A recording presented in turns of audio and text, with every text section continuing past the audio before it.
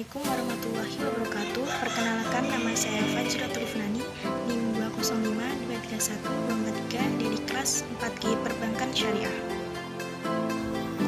Pada video ini saya akan sedikit menjelaskan mengenai inflasi dan pengangguran.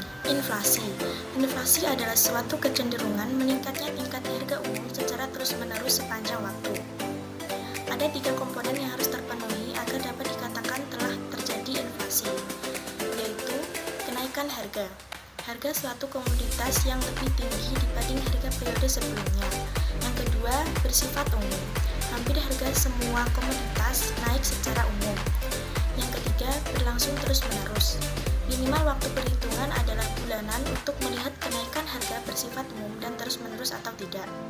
Yang selanjutnya adalah jenis-jenis inflasi.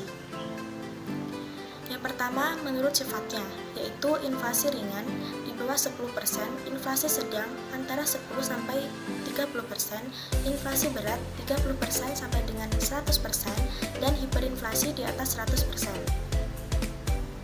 Samuelson dan Meadows mengkategorikan bahwa low inflation di bawah 10%, galloping inflation di atas 200%, dan hyperinflation di atas 200%.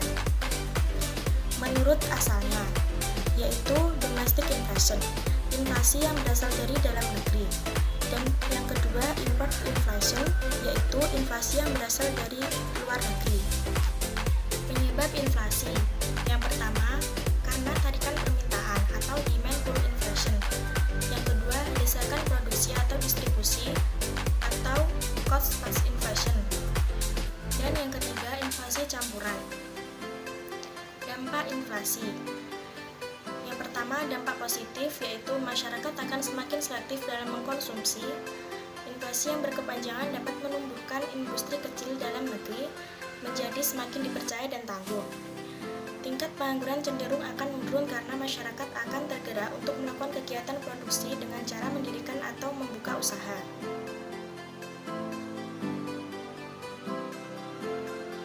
Yang kedua, dampak negatif, yaitu menimbulkan gangguan terhadap fungsi uang, melemahkan semangat untuk menabung, meningkatkan kecenderungan untuk belanja, penumpukan kekayaan dan investasi non-produktif, masyarakat panik, akan menyebabkan perekonomian abnormal, mengerukan tabungan dan penumpukan barang, permintaan harga di atas standar kemampuan, distribusi barang relatif tidak stabil dan terkonsentrasi, dalam jangka waktu panjang akan membangkrutkan produsen. Upaya pemerintah untuk mengatasi inflasi. Yang pertama, dengan menggunakan kebijakan fiskal, yaitu meningkatkan tarif pajak, mengurangi pengeluaran dari pemerintah, dan melakukan pinjaman. Yang kedua, dengan menggunakan kebijakan moneter, dengan melakukan kebijakan operasi pasar, dengan mengendalikan jumlah uang beredar. Yang ketiga, dengan menggunakan kebijakan non-fiskal dan non-moneter, yaitu menambah hasil produksi, mempermudah masuknya barang impor, menstabilkan pendapatan masyarakat, menetapkan harga maksimum, dan pengawasan distribusi barang. Teori inflasi. Yang pertama, inflasi inersia. Kecenderungan bahwa setiap tahun atau setiap periode orang percaya akan terjadi inflasi, atau yang biasa disebut juga inflasi harapan. Yang kedua, inflasi menurut teori kuantitas. Ada 2 penyebab, yaitu jumlah uang yang beredar melebihi yang dibutuhkan masyarakat dan harapan psikologis akan terjadinya kenaikan harga di masa ini memperparah terjadinya inflasi. Yang ketiga, inflasi akibat perang dan ketidakstabilan politik. Yang keempat, inflasi menurut teori Keynes. Inflasi terjadi karena beberapa kelompok masyarakat, yaitu pemerintah, pengusaha swasta, dan serikat pekerja ingin hidup di luar batas kemampuannya.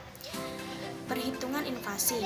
Ada 2, yaitu perhitungan inflasi didasarkan atas perubahan harga dan perhitungan inflasi didasarkan dengan barang dan jasa. Inflasi sama dengan HKN min HKN min 1 dibagi HKN min 1 dikali 100%. Yang selanjutnya adalah pengangguran. Pengangguran atau orang yang menganggur adalah mereka yang tidak mempunyai pekerjaan dan sedang tidak aktif mencari pekerjaan.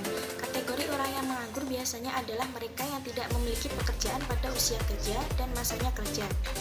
Jenis-jenis pengangguran.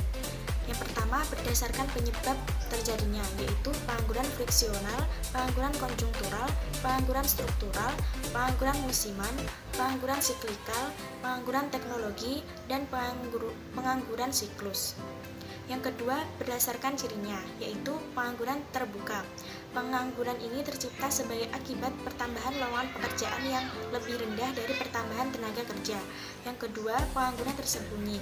Yang ketiga, pengangguran bermusim. Dan yang keempat, setengah menganggur. Dampak pengangguran. Yang pertama, dampak bagi perekonomian Indonesia, yaitu penurunan pendapatan per kapita, penurunan pendapatan pemerintah yang berasal dari pajak, dan peningkatnya biaya sosial yang harus dikeluarkan pemerintah. Yang kedua, dampak bagi masyarakat, yaitu menjadi beban psikologis dan psikis, dapat menghilangkan keterampilan karena tidak pernah dipakai untuk bekerja, dan menimbulkan ketidakstabilan sosial dan politik seperti meningkatnya tindakan kriminalitas. Penyebab timbulnya pengangguran, yaitu pertumbuhan penduduk yang tinggi, rendahnya laju investasi produktif, siklus bisnis yang melemah, rendahnya kualitas pendidikan masyarakat, dan strategi industri yang labor fasing. Mengapa setiap negara selalu ada pengangguran? Yang pertama, karena pencarian kerja. Pencarian kerja adalah proses yang dilakukan oleh pekerja dalam rangka menemukan pekerjaan yang sesuai dengan selera keahlian mereka. Yang kedua, peraturan upah minimum yang tidak bisa dipenuhi. Yang ketiga, serikat pekerja dan tawar-menawar kolektif. Dan yang keempat, teori upah efisiensi. Yang selanjutnya adalah penanggulangan pengangguran, yaitu setiap tahun sekitar 1,3 juta penduduk tamat sekolah dan masuk ke bursa kerja. Yang kedua, untuk menyerap itu perlu pertumbuhan ekonomi. Yang ketiga, untuk menyerap angkatan kerja baru setidaknya diperlukan pertumbuhan ekonomi 6,5% per tahun. Dan yang keempat, mendorong laju investasi yang mengakibatkan efek penggandaan. Alternatif strategi mengatasi pengangguran, yaitu peningkatan investasi kerjasama dengan pihak swasta, peningkatan kualitas SDM, memotivasi masyarakat untuk berwirausaha pada berbagai bidang yang memiliki prospek perkembangan, dan mengurangi tingkat pertumbuhan penduduk. Untuk mengetahui tingkat pengangguran, yaitu dengan jumlah yang menganggur dibagi jumlah angkatan pekerjaan dikali 100%. Sekian dari saya. Wassalamualaikum warahmatullahi wabarakatuh.